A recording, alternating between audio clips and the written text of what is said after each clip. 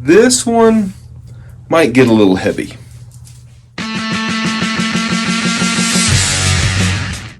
So today, I'm trying to get some work done in the studio. I'm bringing supplies in and out and hardware and trying to drink coffee without drooling on myself. Well, there goes your social life. Anyway, so I got some things coming in, things going out.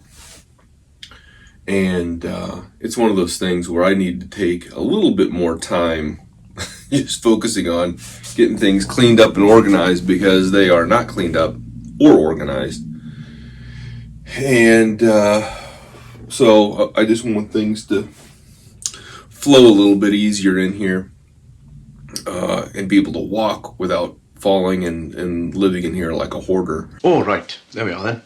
Again, just kind of picking things up, straightening things up, getting things kind of put together. And anyway, so it's Labor Day, and I'm in here working on stuff, which typically on Labor Day, I don't do anything. And there is a reason for that, and it's a little heavy. Did your mom marry Mr. Rogers? No, Mr. Johnson. Huh. 27 years ago today, my dad passed away in a very tragic accident. Drowned at a river. And I'm not going to get into all that story today. But on Labor Day, I always think about Dad. I always think about his life. Even though it's the day of his death, I try to focus on his life and what he did and how he pointed me in the right direction, how he instilled in me certain things that I carry with me today, and I try to pass on to my kids. My wife will tell you, I'm a very flawed human being, and I just try to do my best. But it's like an old quote from Winston Churchill. Old Churchill. World War II was in the outbreak, and old Winston, goes up to the people, and he's giving a speech because people keep saying, we're doing our best. We're doing our best. And Churchill says, sometimes it is not enough for us to do our best. Sometimes we have to do what is required. He saw the threat that faced his country. And it wasn't enough that we do our best. We meaning not us, but them. Okay, fine. He was facing the threat of fascism from Nazi Germany, which is altogether different than the threats that most of us face in our daily lives. But Churchill saw that threat, and he wanted to motivate his countrymen to do better, and dig down deep and recognize that just saying, "Hey, listen, we're doing our best," it's not gonna work. It's not gonna defeat the enemy that they're facing. And we can take some of that and apply it to our daily lives too. Wow. I get bent out of shape because things don't work on the timeline that I want them to. We're in the process of closing on a house, which, by the way, they backed up another day because of today. So we do not close now until the 9th, which is Wednesday, September 9th. Woo! You got a day Wednesday, baby! There's a lot worse things to have to deal with. And, I think about the historical context of somebody like Churchill, but I also think about the historical context of my dad and the kind of life that he led and the type of person that he was. He gave over 30 years of his life to education and teaching teenagers in a thankless job and teaching shop, automotive. There's a whole video on it. I'll put that down below if you want, if you're interested. Oh, really? You know, there are a lot of people that say, well, you know, what would your dad say in this world today with the political climate and the, you know, that sort of thing? And my honest answer is I don't know. What would Churchill say today? What would Lincoln say today? What would John F. Kennedy say today? What would George Washington say today? We're all speculating. It's all speculation. What would the great minds of the world and the universe say, you know, about our world, about our lives, about how we do things, about our choices? What would the loved ones of our past say about where we're at today? Grandparents or parents that have passed. It's all speculation. We don't really know for sure what they would say. But if my future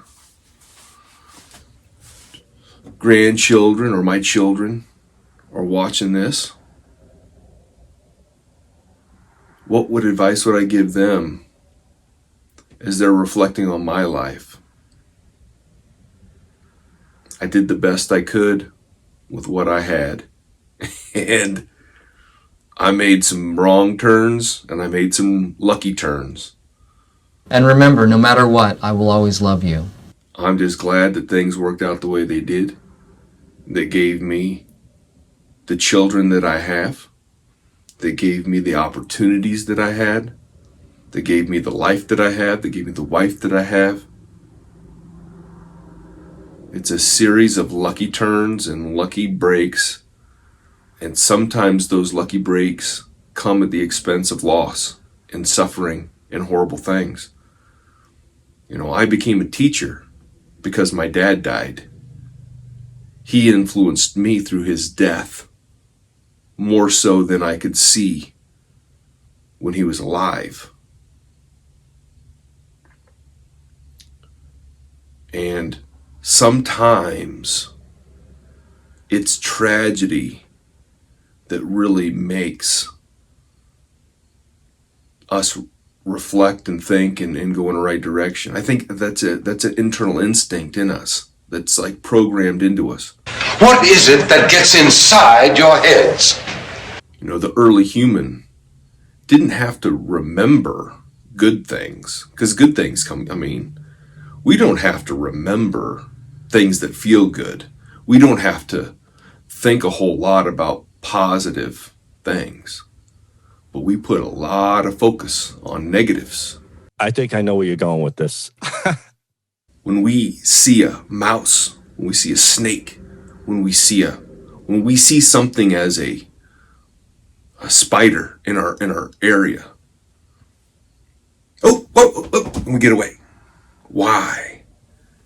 Because early humans saw, there's something, there's a thing. And some of us encountered those things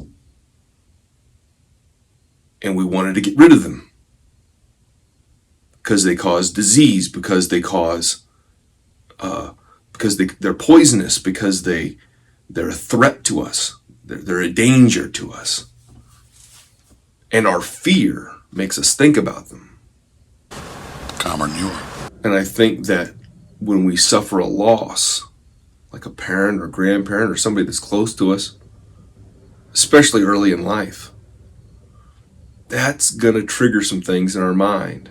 I never really dealt well with my dad's death. To this day, I haven't really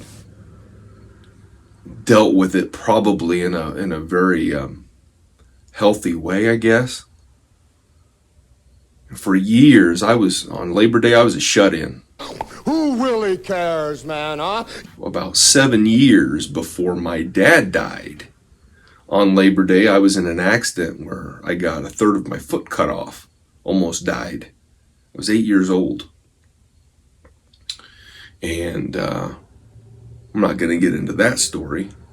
But it was it was life-changing. Had to learn how to walk again. I'm sorry, what exactly is your point? For a long time, these things that happen to us, they cause a hiccup in our mind, like this is a danger, this is it's a trauma. And I'm not gonna say that I've got some sort of PTSD sort of thing, but it's probably in the neighborhood. You know, when you encounter something that's traumatic, that's close to you, that changes your way of thinking, it changes your perspective and your focus on things. That's probably pretty classic symptoms of that, but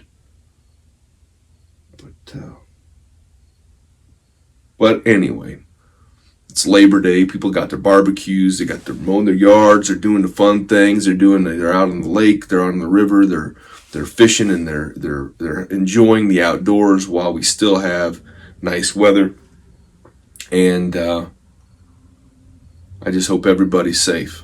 Far too often do I see the news, local news on a Labor Day weekend. Somebody drowns.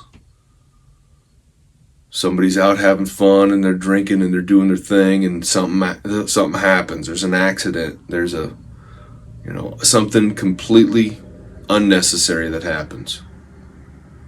So just be safe. Just be smart. You damn right. That's all I got. I got cleaning to do. Have a good day.